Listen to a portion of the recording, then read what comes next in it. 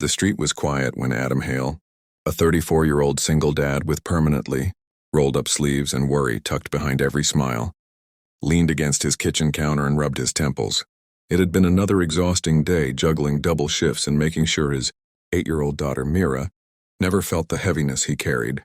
His phone buzzed, a reminder from his friend to confirm weekend plans. He typed a quick reply, half-hearted, half-distracted, and meant to send it to his friend Sam. If she wasn't my boss, I'd say she's dangerously beautiful. And I'd definitely ask her out for coffee. But whatever, back to surviving life lol. He hit send, then froze. The name at the top wasn't Sam. It read Claire Vaughn, his CEO, 33, known in the company as the Ice Queen, untouchable, controlled, a walking storm in heels. Adam's soul nearly left his body. His hands trembled as he reread the message, every bold, reckless word of it. Across the city, inside a high-rise office where the cleaning crew had just begun their rounds, Claire stared at her phone in disbelief. She had been reviewing financial projections when the notification lit her screen. She read the message once, then again, then a third time, something strange tugging at the edges of her stoic expression. Her employees often spoke around her, never to her. No one dared slip, dared flirt, dared even suggest she was anything but their distant commander. But this man, this single father who worked quietly, efficiently, never caused trouble, had just told her she was dangerously beautiful. The words shouldn't have affected her, but they did. 5 minutes after Adam sent the message, he was pacing his living room, rehearsing apologies that sounded pathetic even in his own head.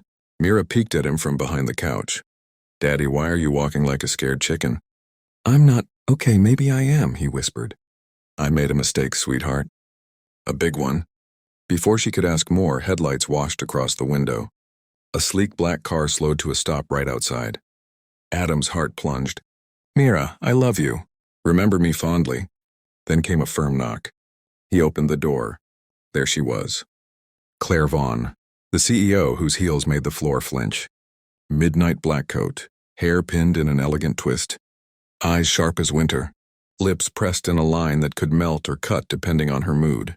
But tonight, she didn't look icy. She looked curious. "Mr. Hale," she said, voice low and composed. "We need to talk." Adam wished for an earthquake. A lightning strike. A sinkhole, anything.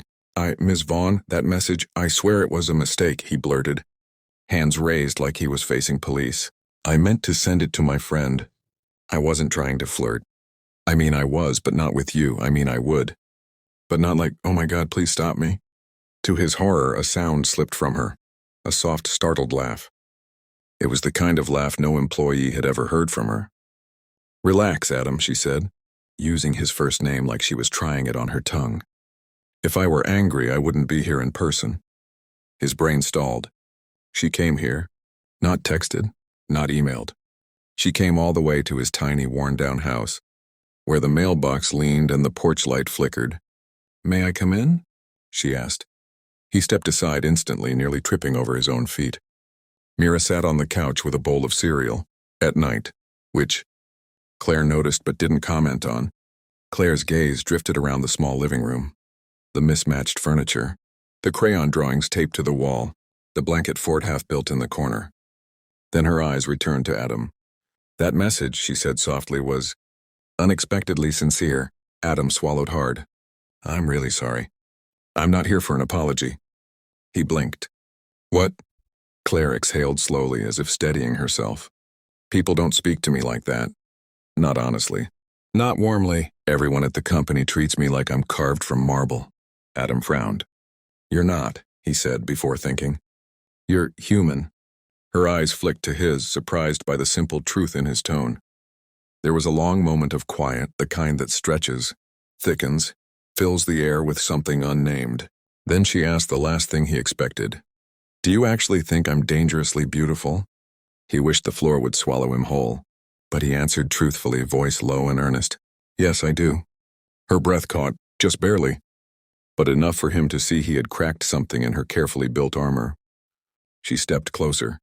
"I haven't left my office at night for anyone in years," she murmured. "But your message made me feel something I haven't felt in a very long time." He stared at her, stunned.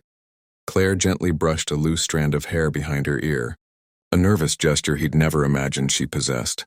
I didn't want to wait until morning, she admitted. I wanted to know if the man who wrote that text meant any of it. Adam felt his heart pound through his ribs. I meant every word, he said. Her eyes softened, thawing, warming, changing. Good, she whispered. A moment passed, electric, delicate. Then Mira suddenly stood between them holding her cereal bowl. Are you my dad's girlfriend? She asked. Both adults froze. Adam turned crimson. Claire looked speechless for the first time in her corporate life. But then, slowly, she crouched to Mira's level, her icy elegance melting into something unexpectedly gentle. Not yet, she said with a faint smile. But your dad and I are going to talk about that. Adam nearly passed out. Mira beamed. Okay. We have cookies if you want. Claire looked up at Adam, a playful glint breaking through her usually controlled gaze. I'd love a cookie, she said. The night unfolded quietly, with laughter, shy glances, conversations that neither of them knew they needed. Claire loosened up, even helping Mira with her bedtime routine. When she finally stood at the door ready to leave, she looked at Adam with a warmth he had never seen before. I can't promise this will be simple, she said honestly. My life is complicated, controlled. So is mine, he replied softly. But maybe we can figure it out. She smiled, slow, real, breathtaking. I'd like that. He opened the door for her. She paused on the porch, turned back and said, And Adam, next time you want to call me beautiful, don't do it by accident. The door closed gently behind her. Adam leaned against it, heart thundering, realizing his life had just changed because of one reckless message. Sometimes the wrong text finds the right person, and sometimes the ice queen shows up at your doorstep because she needed warmth more than she ever knew.